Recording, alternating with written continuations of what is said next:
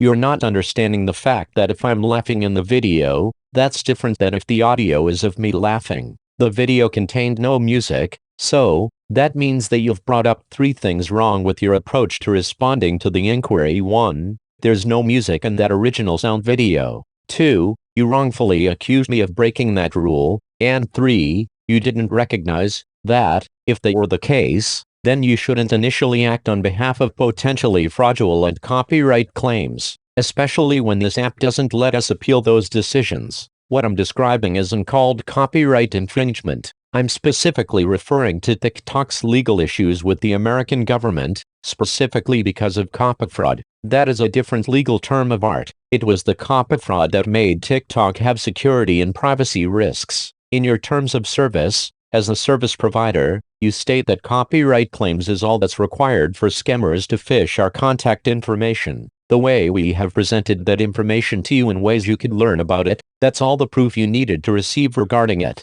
TikTok is deliberately misrepresenting copyright infringement. That's not a matter of copyright infringement. The fact that TikTok misadvised me to misfile a report regarding if I suspected copyright infringement, it just goes to show that TikTok is not adhering to the English interpretation of the law. TikTok has agreed to make an effort to addressing these issues, but it seems that TikTok has chosen to continue to misrepresent copyright infringement, to the point where the time it takes to address these issues is in and of itself not copyright infringement, but evidence of copyfraud. It would serve you well to consider this fair litigation with regard to your third-party Content ID algorithm. You don't have a litigation system in place and are still responsible for how you specifically represent and respond to copyright infringement in your terms of service. The sound in my videos do not contain unlicensed music. The fact that it was just my voice, and of me laughing, at that, I'm bringing to your attention of your Content ID glitch and specifically why you're having to deal with all of these issues. It's really not that hard to figure out when you decide to care to know who's who in the situation.